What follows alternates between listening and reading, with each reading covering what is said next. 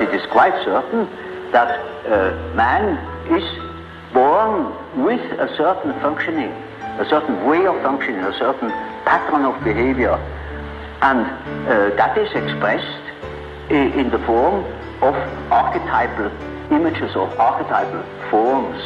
For instance, the way in which a man should behave is given by an archetype. And therefore, you see, the primitives tell such stories. A great deal of education goes through storytelling. The world hangs on a thin thread, and that is the psyche of man. Nowadays, we are not threatened by elementary catastrophes. There is no such thing as an H-bomb. That is all man's doing. We are the great danger. The psyche is the great danger. What if something goes wrong with the psyche? And so you see, it is demonstrated to us in our days what the power of the psyche is of man. How important it is to know something about it, but we know nothing about it.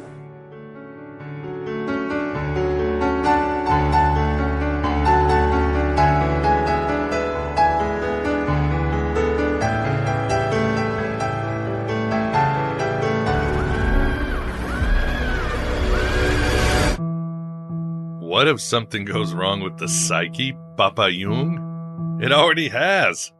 The collective psyche is broken, shattered, and now we're on the verge of societal collapse. The psyche is the great danger come true. As a recent Gallup poll stated, nearly a third of Americans suffer from depression. And also a recent Wall Street Journal article detailed how car accidents, homicides, suicides, and drug overdoses have pushed up the death rates for children and teens in the USA to heights never seen before. Have you seen what it's like out there, Murray? Do you ever actually leave the studio? Everybody just yells and screams at each other. Nobody's civil anymore. Nobody thinks what it's like to be the other guy. That's just the tip of the madness iceberg. You can see it all around in Western culture. The collective psyche is broken. Put a Satan's fork in us. The Great Reset was never totally economic, but mental in nature. And it's gone all too well in the last 3 years, wouldn't you agree? At this point, the only chance comes from us who have awakened. We of the broken places who keep taking those inward journeys for our sacred purpose, divine self and wisdom of the ages. We must slouch away from Bethlehem and walk away from Omelas, oh you shining crazy diamonds. My father says that almost the whole world is asleep. Everybody you know, everybody you see, everybody you talk to. He says that only a few people are awake, and they live in a state of constant, total amazement. Jung said that evil happens when people are not allowed to tell their stories. And thus, we must tap into Hermes and Sophia and teach the brain-dead masses how to storytell. How to be deprogrammed from the Westworld coding of the Archons and their Karens and Catamites in the establishment. We are the last in line, as Dio sang. We are the generation without a king, as the Gnostics were called in ancient times.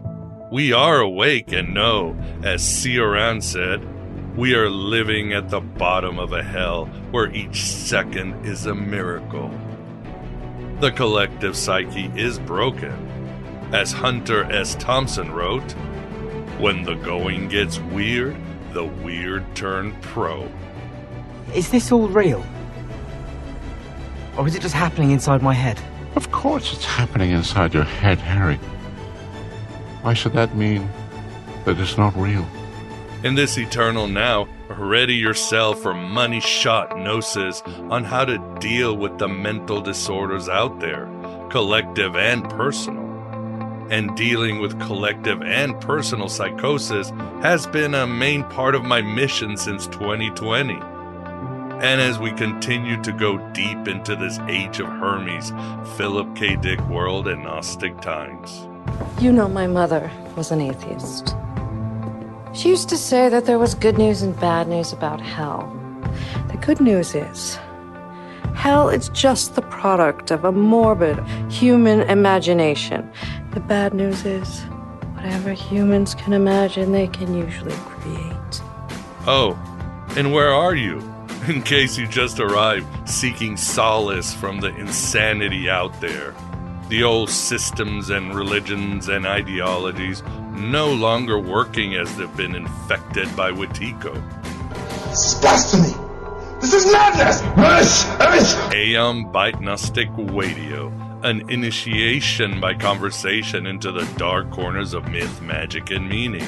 A crash course in cult culture and conspiracy.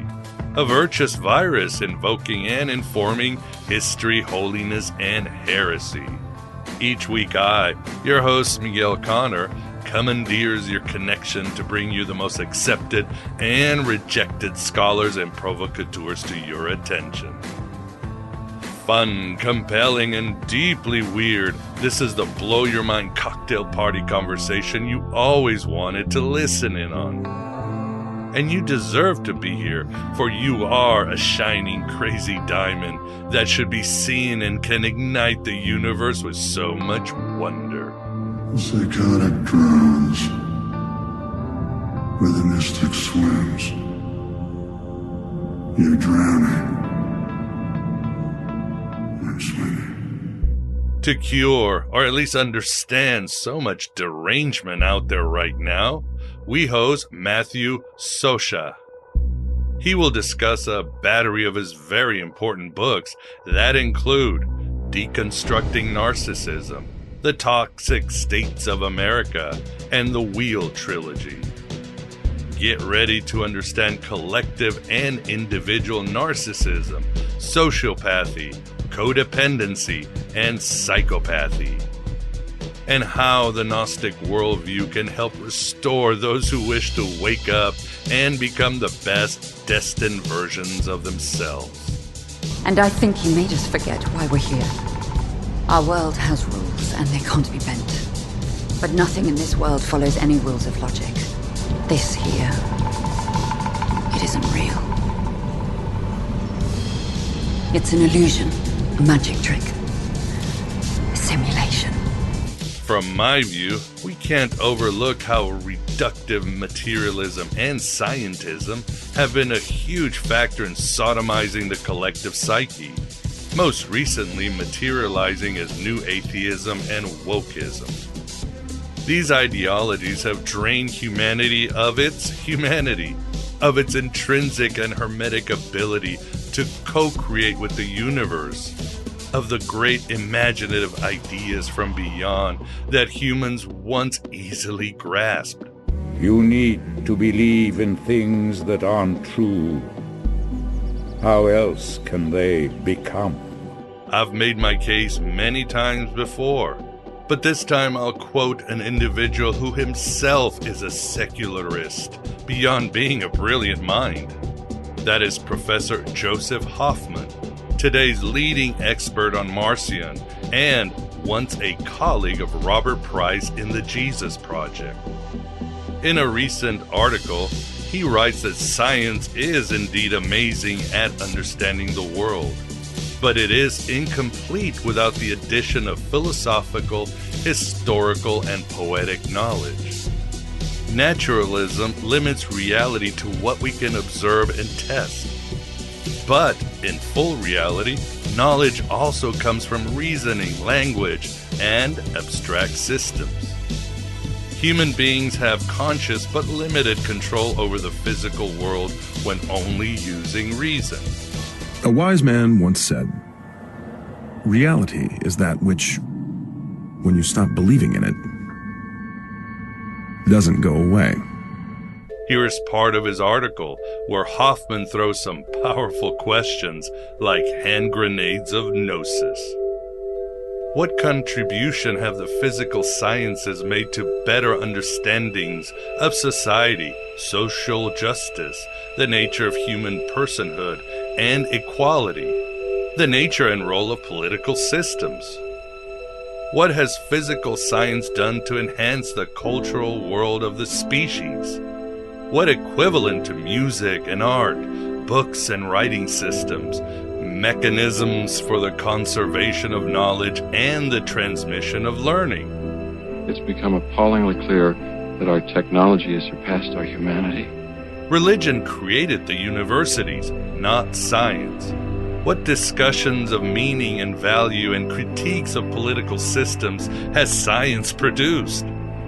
What essential questions about human nature and the nature of reality, equivalent to those raised in the philosophy and theology of Duns Scotus, Meister Eckhart, Adorno, Richard Rorty, and Michael Walzer?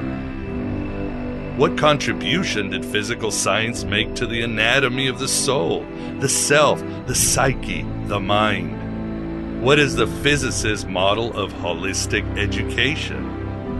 What meditations on suffering, love, meaning, absurdity has science produced? Where is Yeats meditating on old age and beauty, Eliot on alienation and modernity, Neruda on the impossibility of love and tranquility? Did science humanize our physical spaces, create our laws, or raise the questions that made life, including economic life, in community possible? No matter what anybody tells you, words and ideas can change the world. Was science at the forefront of battles for racial, gender, and sexual equality, care for the young, the elderly, the vulnerable? Where in science is the appreciation of human form and social space? We know its appreciation of the galaxies, the ideas of goodness, justice, and beauty itself. For that matter, where is science's poetic self-reflection and analysis, and what concretely has it contributed to the philosophy of religion, except hastily constructed polemic and screed? We must also be alert to the equal and opposite danger that public policy could itself become the captive of a scientific, technological elite. If the answer of atheoscience is that their role is more limited, their purview more specific, and the range of their competence more targeted, no one will quibble. It is only when you ask questions about the merits of these other worlds and their contribution to human knowledge that people have an obligation to call you out for ignorance, arrogance, and sloppy thinking. Whoa. Well said, Professor. Led us to our interview with Matthew.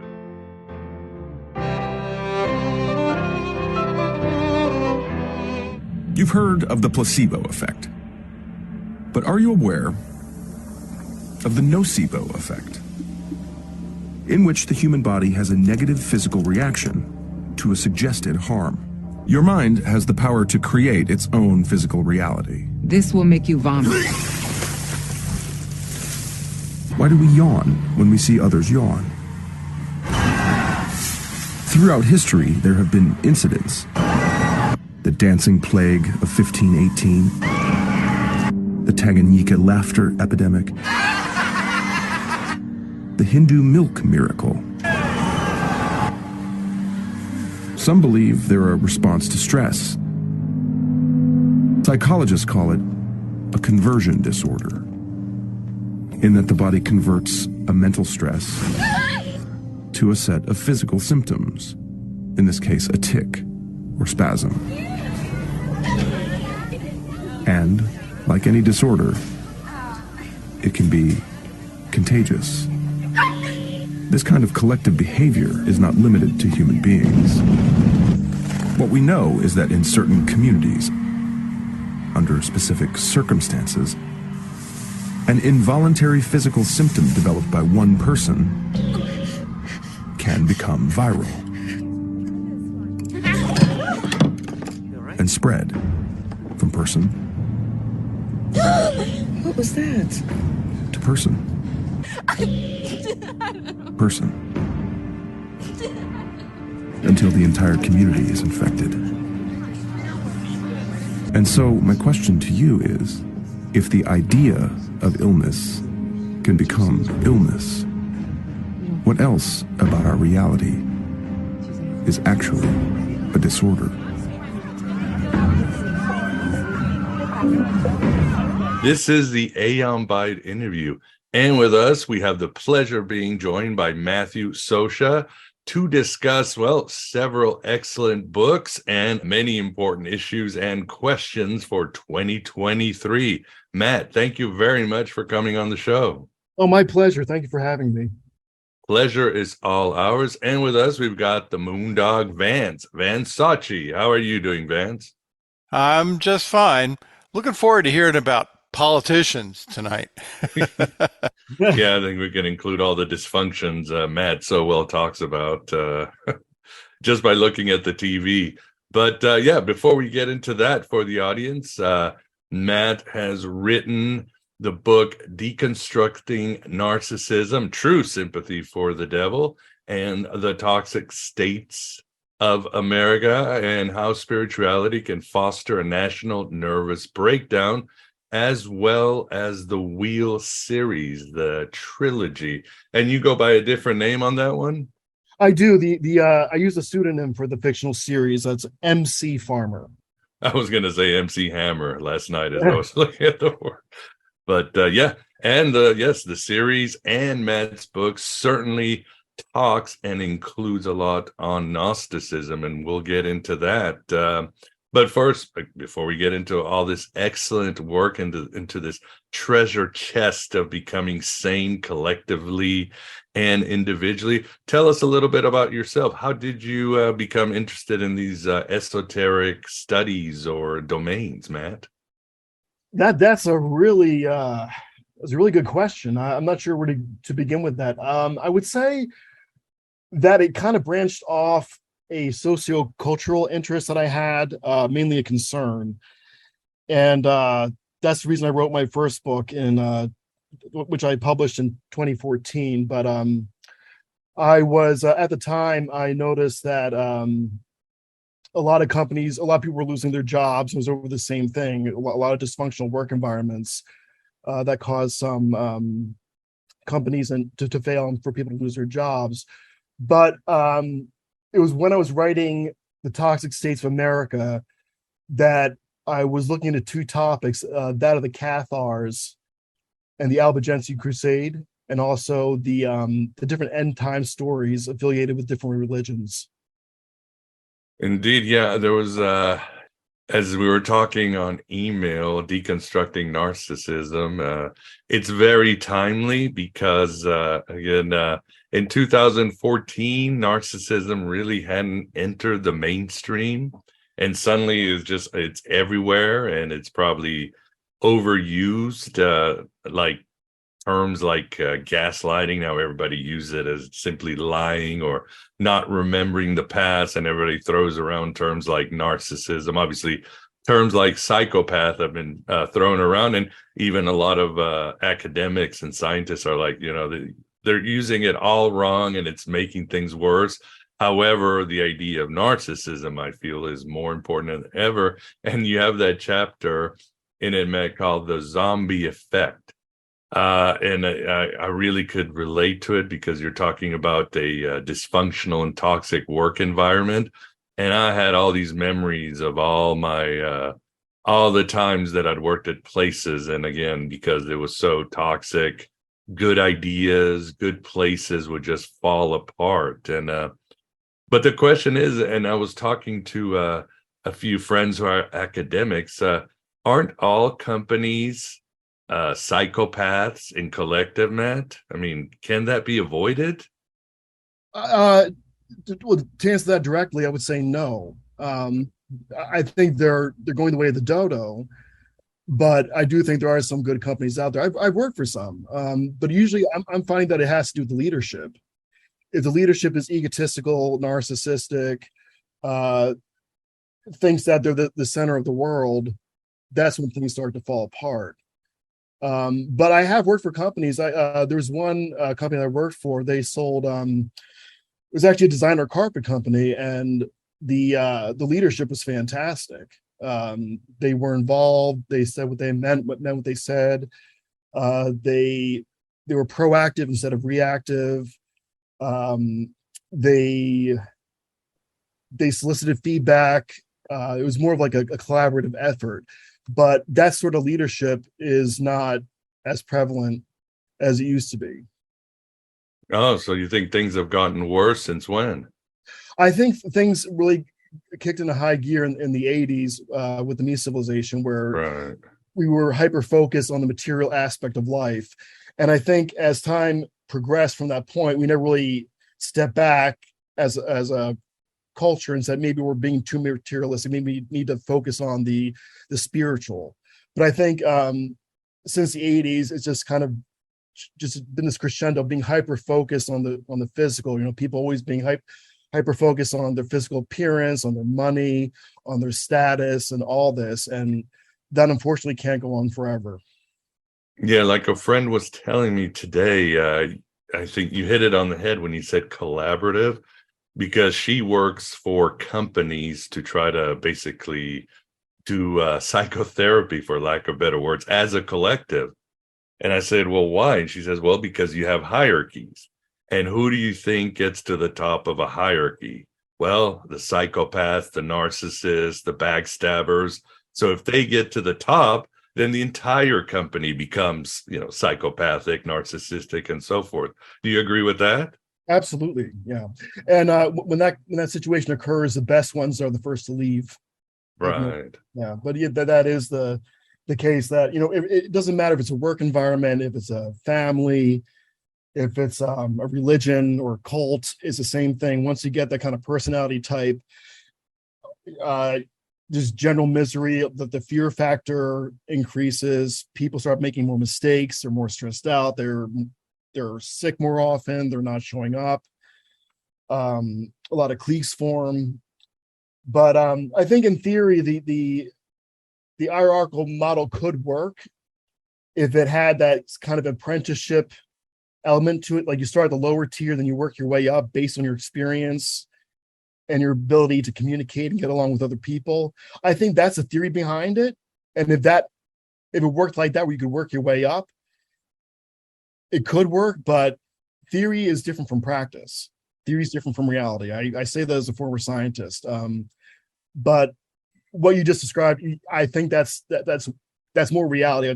That tends to be what happens in the real world, is that you get the psychopaths gravitating to that apex and then wreaking havoc, because really it's all about them being in power and not the organization. Exactly. And even as a collective, it's hard because many companies, it really is all about destroying the competition, keeping costs by laying off people. I mean, it is kind of vicious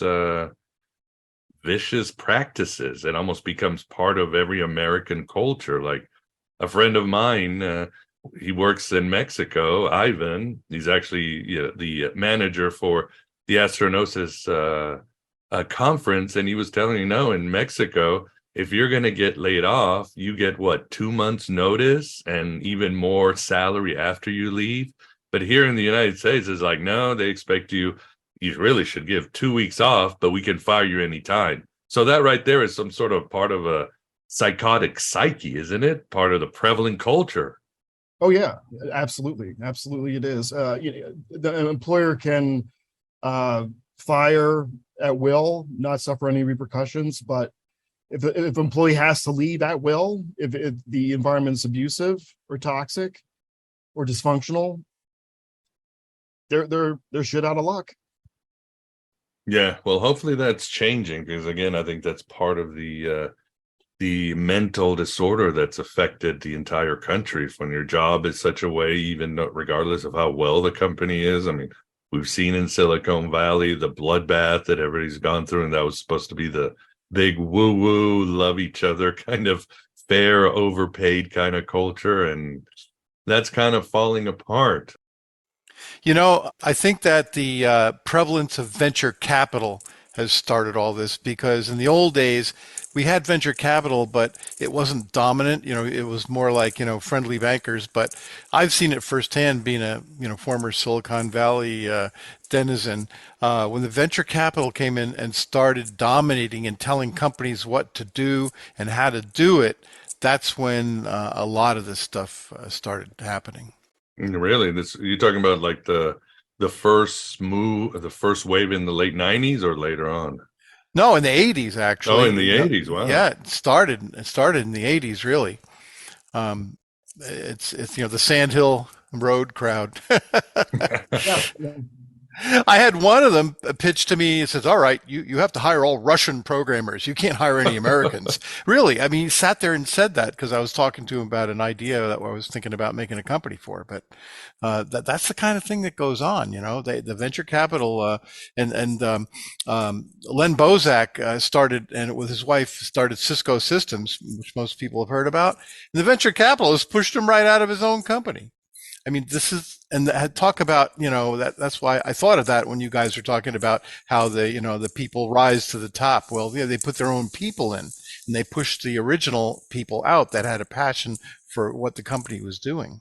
Oh, yeah. And also, there's ancient archetypes that work. Like my brother was telling me, as a senior vice president, worked for many companies.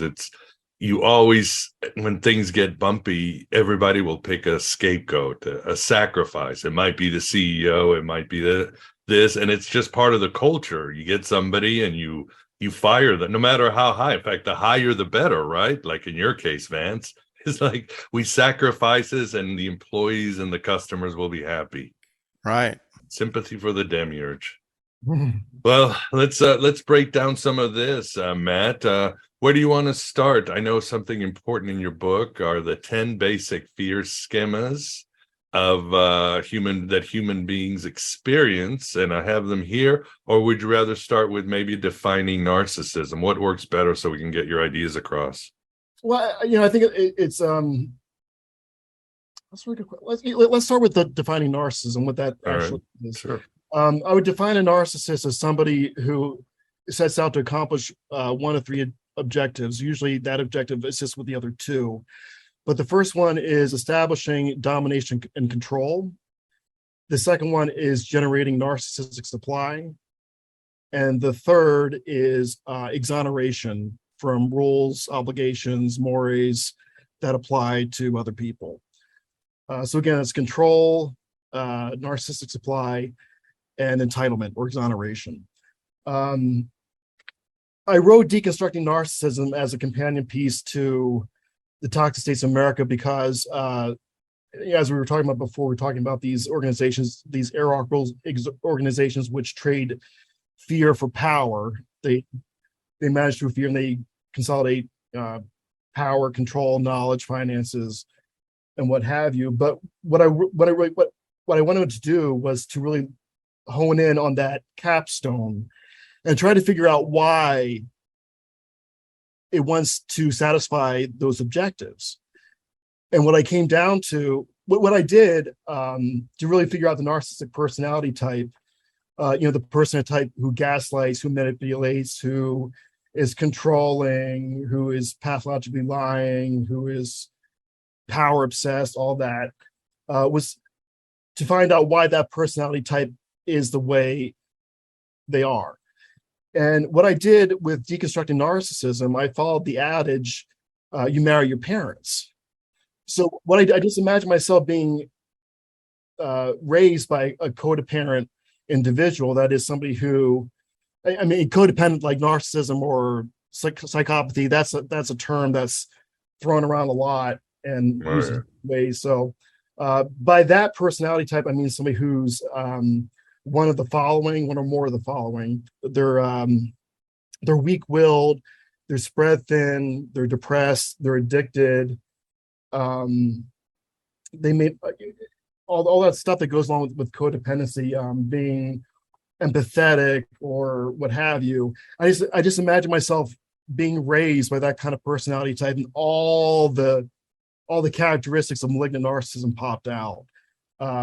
But that I felt was something that was very important, because the I've asked different psychological professionals, what causes narcissistic personality disorder, and they turn up blind. They don't know. They say it's low self-esteem, but that just didn't ring true to me. But when I followed that adage, and I imagine myself being raised by a codependent person, all those traits emerged. No, that makes sense.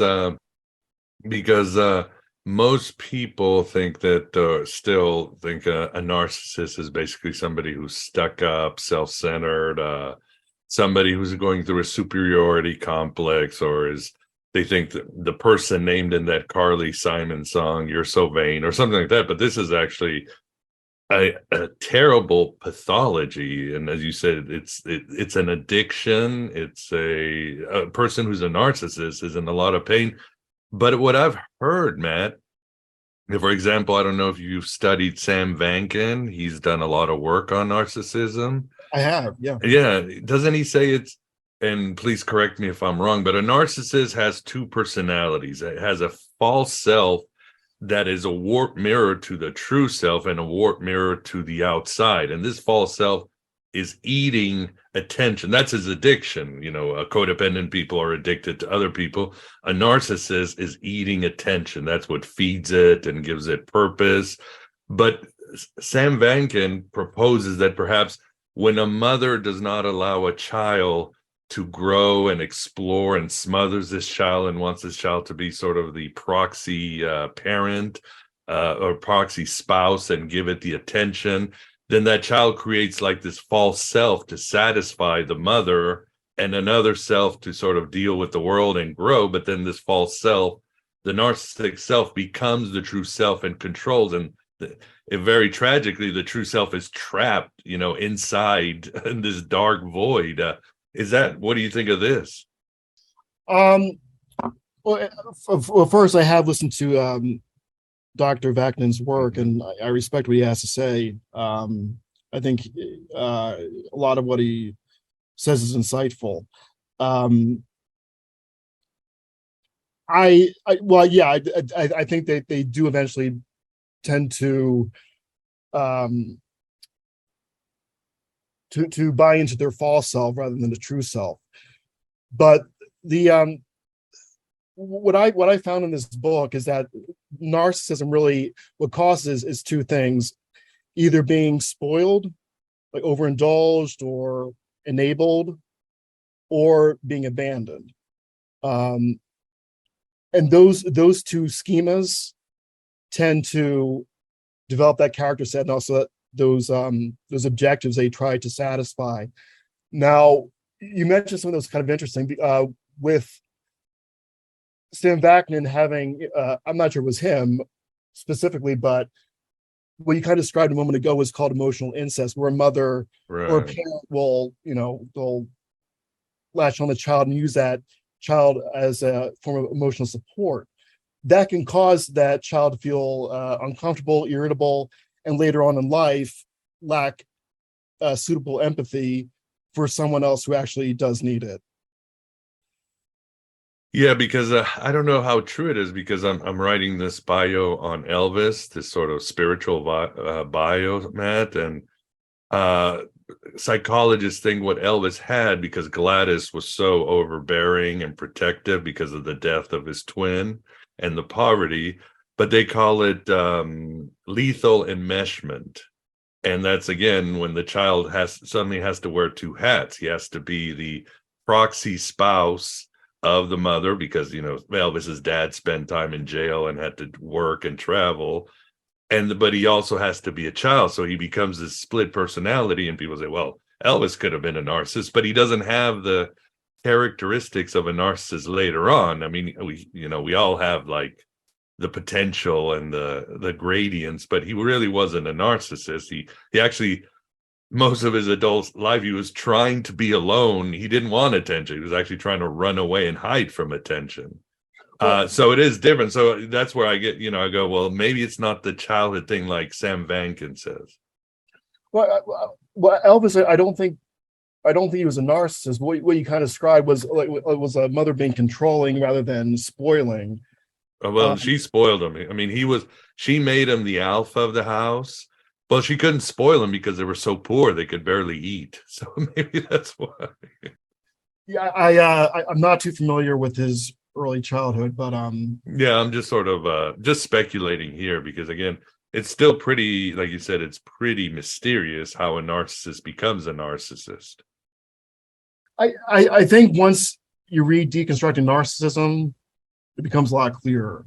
Because the narcissists I've come across and people who've been diagnosed, not by me, of course, because I'm not a licensed therapist, but people who have been diagnosed as having narcissistic personality disorder have had one parent put them on a pedestal, like you're king, you're wonderful. I mean, it starts from very early. That's the environment they're brought into, or they're frequently neglected.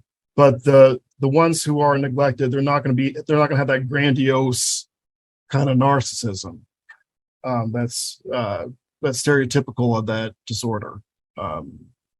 Yeah, like you're right. That's the paradox because most people think a narcissist is sort of extroverted. I'm the best. Give me your attention. Give me everything. But as you write, there's the other kind of narcissist, right? The woe is me. I need attention because everything sucks and I want your pity and emotion and all that. No, I think that's more somebody who's depressed, somebody who's narcissistic. I mean, narcissistic, they do have that grandiose sense of self. That's a hallmark trait of narcissism, that they're omniscient, that they're superior. Okay. I mean, that is part of narcissism. Now, what a lot of psychologists are talking about now is something called covert narcissism. That's kind of a touchy subject. The term covert narcissism is not in the DSM. This was a phrase coined by an author of a book by the name Covert Narcissism, and it's an excellent book. What a covert narcissist is, they're exactly like a regular narcissist, but they just don't appear gregarious or grandiose. They appear innocuous and meek, but they're the behavior, the manipulating, the gaslighting, the control, all that is the same.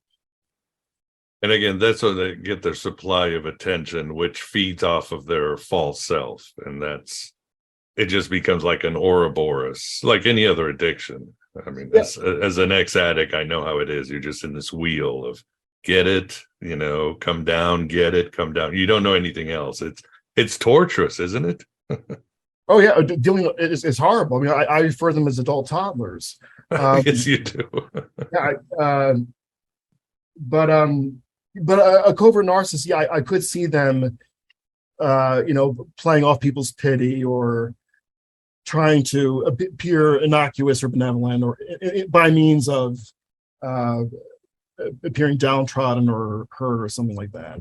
Right. Even though they don't admit fault, and like you said, they'll gaslight and deflect. Yeah, in one part of your book, you address this. You say when somebody says, "Did he love me?" you write, well, exactly how much love can you expect an adult version of a toddler to give? How much love do you think they're going to be able to give you or anyone else to get involved with? Like, you're right. It's like expecting the toddler to give you some sort of adult love. Right. And that's because the childhood of the narcissist, it was all about them taking. The codependent parent was always giving. And I mean, never did the narcissist or the child who would become a narcissist need to empathize with the parent or consider the parent or what the parent was doing. The parent just gives, and the narcissist takes, and they expect that to continue out through adulthood. Exactly. And how does, I'm assuming you're saying if you're in a relationship with a narcissist, just run, right? Run, like if you're in a relationship with a heroin addict. Well, yes, it amounts to a psychological scam because the expectation is that the codependent is to love the narcissist and themselves, while the narcissist just takes that love and doesn't give back. So it's understandable why people feel so depleted and drained and burned out after dealing with a narcissistic boss or a narcissistic partner or a narcissistic parent or a narcissistic leader of any kind. Because they're taking from you. What's that? Yeah, you're saying it's like vampiric. Exactly. That's what it is. And what are some hints that you might be with a narcissist for the audience who's probably very interested? High personal pronoun density is one. Being one of the parents' favorite, they disclose that like I was my mom's favorite. Little interest in the other party, a need to be right, a need to be in control, manipulative behaviors, contradicting themselves, gaslighting. That's an obvious one. If you want a list of behaviors, in Toxic States America, there's a chapter called Toxic Tactics. Yeah. It's a catalog of behavioral traits of these individuals. Oh, yes, indeed. But the good news, too, is that a narcissist who sort of comes through to a moment of revelation or self-reflection, they can get help and get better, can't they? I don't know. I've never healed one. I have reduced one to acknowledging his abandonment issues. He broke down. It was the first time I actually saw him as a real person. I saw his true self. And the next day, he insisted that it never happened, that talk never happened. Oh, my God. But I mean, I think what the question you just asked, I think, is very important, because the question I have is, does the field of psychology know how to treat these individuals? Mm-hmm. And the only way you can really treat them is if you know what schemas they're dealing with, which is entitlement and abandonment. Is one or the other or both? So unless you start with their upbringing, I think that's the only way that this can be addressed and healed. I hope that it can. I mean, that's the reason I'm here. That's the reason I'm contacting you, is to find a way to resolve this, because I'm tired of the drama. I hear you. Yeah, individual and collective. This as above, so below. Because Matt, I forget, it's either a TikTok or YouTube where there's a guy, he says he's a recovering narcissist and he's laying it all on the table, saying all these things. And then I'm thinking, well, could this be like a scam? Because he is getting a supply with likes and questions, and he's got like more than 100,000 followers, so he is getting his supply. But he's being very honest, and he says that he wants to get better, that he's a self-aware narcissist. And I know it's paradoxical, but at the same time, if he tries to gaslight anybody, his followers will call him on the in the comment section, so he can't even get away with that. Some might not. Some might continue to enable him. That's what I'm saying. He's getting his supply, right? But he's giving very valuable information. So I would hope too, like you, that there is some sort of cure for this, like any sort of addiction, or at least mitigation. Well, keeping in theme of the show, your book then goes into a journey of a wonderful journey, the history of Christianity. You include Eyes Wide Shut by Stanley Kubrick, but then, of course, you very wisely deal with the greatest narcissist in the cosmos, and that is the demiurge and Sophia. You would say that's a great tale to talk about narcissism and other disorders? Yeah, absolutely, because that tale of the demiurge falling from grace due to hubris, I mean, that totally substantiates the whole claim that narcissism is due to abandonment and entitlement. Mm-hmm. Makes sense. I mean, there are different mythos out there, but the way I present the Wheel series, what I wrote, includes a depiction of their falling out. And what happens is Sophia, she's by herself. She wants somebody to love her, like a lot of single mothers. They have babies because they want somebody to love me. And she creates the demiurge, and she gives him this love. He takes it. Eventually, she finds herself depleted, so she has more angels who are capable of giving and receiving love. And this pisses off the demiurge, and he hightails it. But yeah, no, I thought that was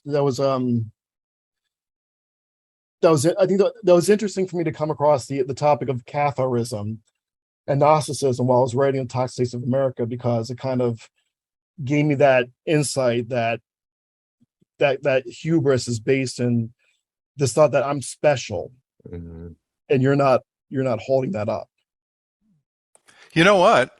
The demiurge, I always thought the demiurge wasn't even aware that anybody else was conscious, that everything was objects, even Sophia, and that for him to rule and manipulate, like chess pieces. Well, that's what psychopaths and narcissists do. You're all just there to feed off of your objects. They could care less if you're alive or dead.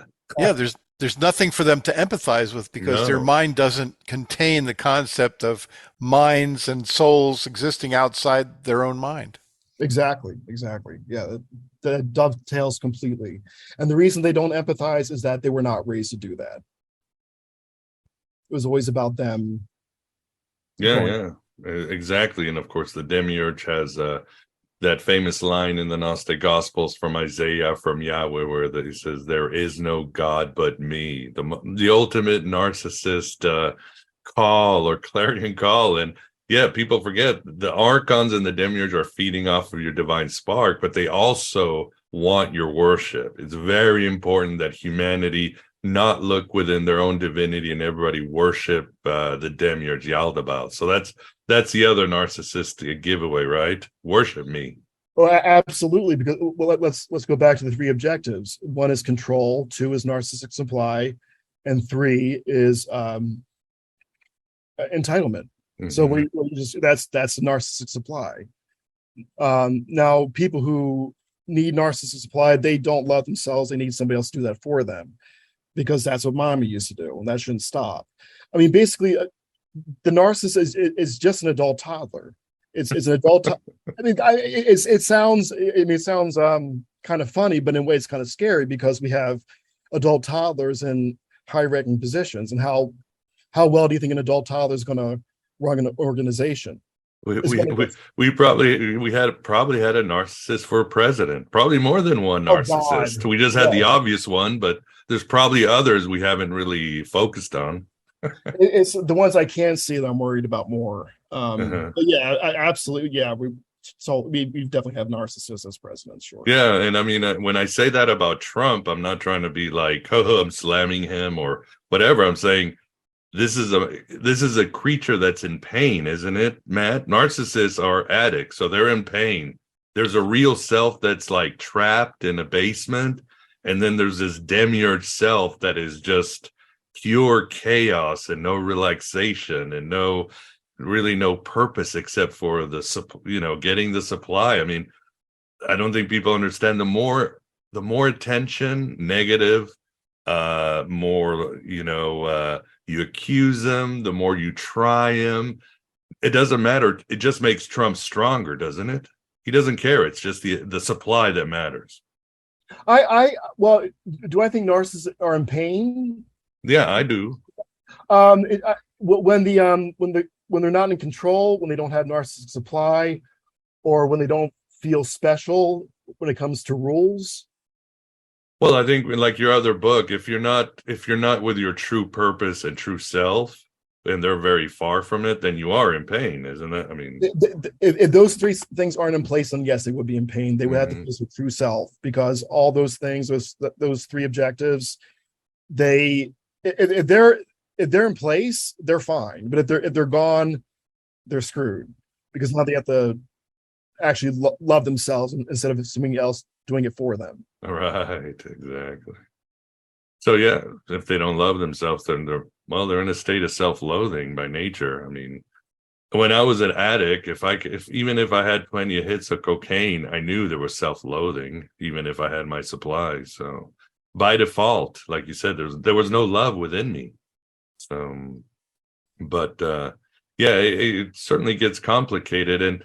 And also, the other thing too is that sometimes these things seem to overlap. Like when you were giving a list of the narcissists and you said they talk about how they were their mother's favorite, I was like, oh shit, that's me. Oh, I better look at my, but these things overlap. Addicts, narcissists, codependents, It's sometimes it's hard, isn't it? Or even psychopaths. I know Sam Vankin says that psychopaths eat narcissists for dinner because they know who they can smell them out and destroy them. But they all kind of overlap, don't they?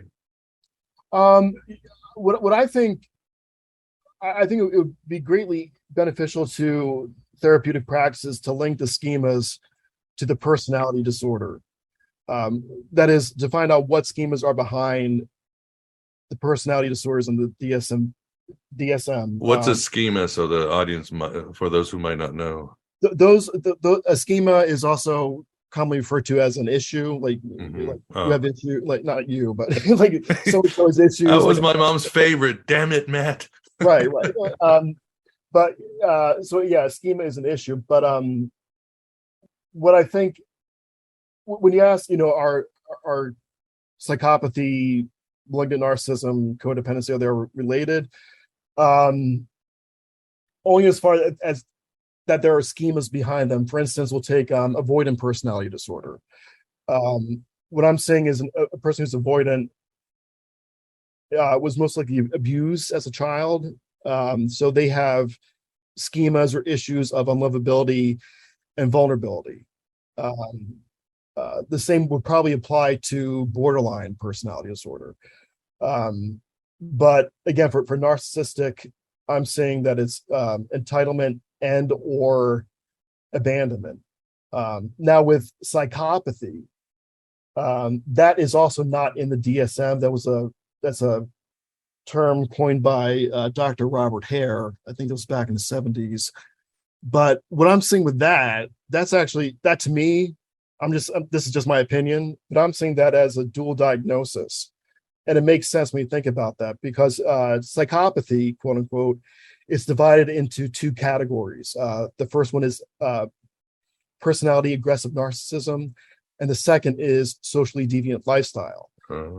Now, when you consider that a codependent parent will raise a narcissist, whereas an abusive parent will raise somebody who has some kind of avoidant or borderline personality disorder, that makes sense with a psychopath. Basically, what a psychopath is an individual who was raised in an environment with they were parented by a very codependent narcissistic couple. One of their parents was very codependent, and the other one was very egotistical or narcissistic, very domineering. So that child is at once put up on a pedestal and beloved by one parent who sees their kid as flawed and they're fine. And, oh, I just love my sweet little junior. He's just wonderful. There's nothing wrong with him. His crap don't stink. And then you have the other parent who's beating the crap out of that same child. So you can see where those two factors emerge from. The factor one group emerges from the codependent parent, whereas the factor two emerges from the abusive parent. No, that makes sense. Yeah, I actually wrote down Dr. Hare's summary because it was so chilling. And it says it's a psychopath is an intraspecies predator who use charm, manipulation, intimidation, and violence to control others and to satisfy their own selfish needs. Lacking in conscience and feeling for others, they take what they want and they do as they please, violating social norms and expectations without guilt or remorse, or as like Vance calls them, politicians. Right. that though, I would say, and I've heard that quote before, I would say it's more due to the factor one set than the factor two. Because somebody who's diagnosed as ASPD or somebody who might have had an abusive parent, they're most likely not going to be superficially charming. They're most likely not going to be power hungry or scamming. They're probably going to be withdrawn, addicted, low in energy, not very interactive, perhaps antisocial. But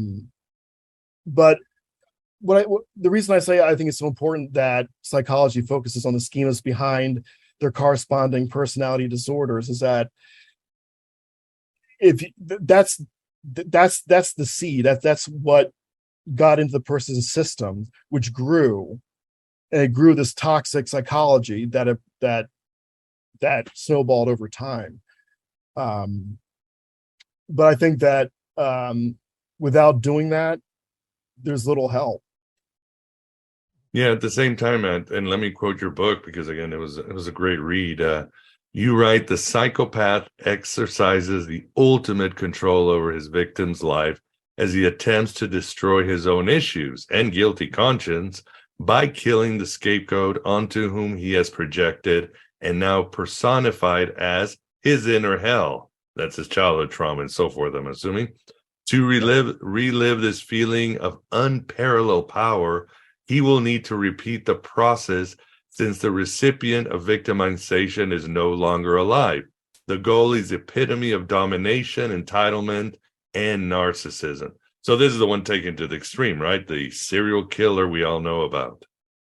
Yeah, well, I think narcissists usually leave a wake of destruction, whether that's death or not. It could be financial loss. It could be some sort of emotional trauma, but it may not be a litany of murders that they leave behind, but it's devastation in some other form. Yeah, but again, it's all because of that trauma. The demiurge not being the end all be all, I guess. Wonder if we can cure the demiurge. No, that's been debated. Yeah, certainly has been debated. Yeah. So. Hey, Anton LaVey sounds like a good candidate for narcissism, plus the organization itself. Right? Absolutely. That's probably one of the most acute examples of narcissism. Yeah, true. And then interesting, I didn't know that you write borderline personality disorder. It's also referred to as female sociopathy. Right. And women are 3 times more likely to develop this condition. And it's also, again, this is a female friend. She told me that mass hysteria is more likely to happen with women and conversion disorders. And this is not a knock. I think it's either, again, women have been, you might say, traumatized throughout history, or their social interactions, they're closer tied together, so they can share these dysfunctions. But why do you think borderline personality disorder is higher with women? Because it's usually because they weren't loved. Mm-hmm. With narcissistic personality disorder, that's I think I want to say that like 75% of diagnoses are male, and I think it's, to be honest, I think it's more of a gender issue thing, because it's more common for a mother to put her son up on a pedestal. I mean, some fathers put their daughters up on pedestals, and some fathers put their sons up on pedestals. But it's from what I see, it's more frequent that a mother would, exalt her son as opposed to a daughter. So I think that's probably part of the reason. I think I genuinely think that the differences between the differences in gender frequency is due to gender roles. Yeah, I would say so too. How about classically good-looking people, male or female? Do you think they are more likely to turn into narcissists, whereas if they're not so good-looking, then they turn into borderline personalities? Like Zoolander? I'm so good-looking. If anybody's seen that movie. I did see that movie. It was funny. I don't know. I think it depends on the individual. I mean, if that person could just be naturally good looking, or just might be naturally self-loving, and in which case they probably wouldn't, and they might even eschew people brown nosing them or putting them up on a pedestal. I think in terms of an actual narcissist, like a somatic narcissist, there's probably that early onset history in their childhood where they were put on a pedestal for being good looking, and that kind of stuck. That's definitely potential. Yeah, Hollywood. Oh God, the entire town. Yeah. And it's interesting too, Matt. You dedicate this book, Deconstructing Narcissism, to several people, but you also say, I would also like to dedicate this book to the millennial generation who has been scapegoated more than any other generation preceding it. Do you believe that? Yeah. I'm agnostic. I just thought it just jumped out of me. Well, well, actually, no, maybe not, because I know a lot of people complain about the hippies, but I mean, still do. but that was more like a cultural thing. But like as an entire generation, yeah, I do hear a lot of people like blaming them for a lot of the ills that preexisted their existence. And I think in many ways they've been handed a bad situation. I mean, they've been handed a toxic environment. Oh God, yeah. Especially after the turn of the century. Yeah. The 21st century has just been this big steaming pile of shit. 9/11, Iraq War, 2008, the pandemic. I mean, there's no future out there. Hate to tell them. Well, if we keep going in the direction we're going, it's exactly. A narcissistic culture or organization, in this case, a country, it always needs something external. It always needs something. It's insatiable. It doesn't. There's only so much we can take. Mm-hmm. We don't have an infinite amount of resources or wealth on the planet. There is a finite amount, and unless we change our culture, that's not going to fare well in the long run. No, you're very well said. In fact, your book, The Toxic States of America and How Spirituality Can Foster a National Nervous Breakthrough, is the solution. So why don't we talk about that? And it's interesting too. I don't know if you've noticed, and I just did a intro for the podcast about this, and this is something other cultural thinkers have noticed. But if you see, this is where it starts in a culture because it's what we're projecting. But a lot of new movies and shows like The Bear, The Beef, some movies, what's showing, Matt, is all of a sudden these very, very angry, dissatisfied, and just rebellious millennials in their 40s. And some people think that this is the time where now the millennials are like, oh shit, we just got screwed. Steve Jobs ain't gonna save us. Uber's not gonna save us. Amazon Prime's not gonna save us. This country's falling apart, and now it's time to get really angry. Do you see that too? Oh, that's a really good question. In terms of what I'm forecasting for the future, I think what's more likely to, oh God, I don't even want to. George Orwell, he said, he has this quote, if you want to idea of the future, imagine a boot stomping on a human face forever. Mm-hmm. What I think might happen is that they might not even have the chance to honor their anger or their dissatisfaction. I think some are just going to go along with the program, go along to get along. But the ones you're talking about, if things keep progressing, we're going to see more calcified, toxic global culture. That's what I see happening. So do I think the millennials are going to be angry? They might. Yeah. Or even just self-aware, realizing that, the dice was loaded, the game is rigged, and it's time we do something not saying just get out and be angry, but maybe just disattach from this society or something like that. I see, and I've met a lot of millennials who are who are awake. I mean, they know what's going on. They know, and to me, they're extremely precocious that they're able to see the writing on the wall as early as they do, or as early as they have. But I've seen a lot of them speak out. They know what's going on. For the audience, we barely scratched the surface with Matt's work and his books. What I love about his books is that don't expect like this overly scientific, psychological.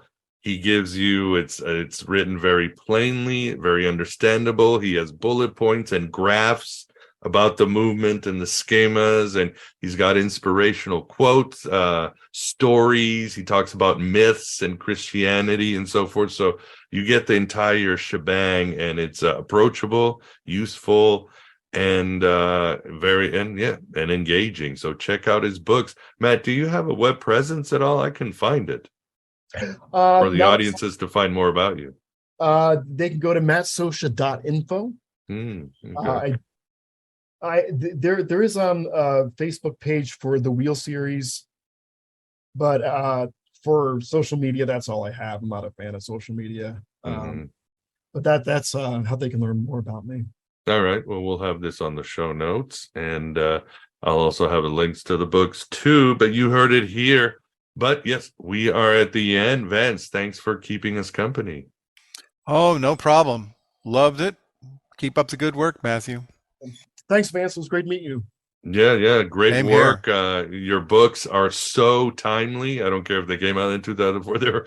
They are timely to today like never before. So check it out. And Matt, appreciate you coming on the show and sharing your time and these very necessary ideas for hopefully a better world. Oh, thank you, Miguel. I really appreciate that. And thank you for having me on your show. Pleasure was all ours. And there you have it.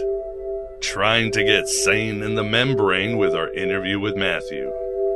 In our second part, we'll explore more solutions to understand and navigate those cluster 3 disorders, including how to avoid and expose clinical narcissists. But do we all have narcissistic tendencies? Find out. Matt will speculate whether the elite are all psychotic and lack empathy.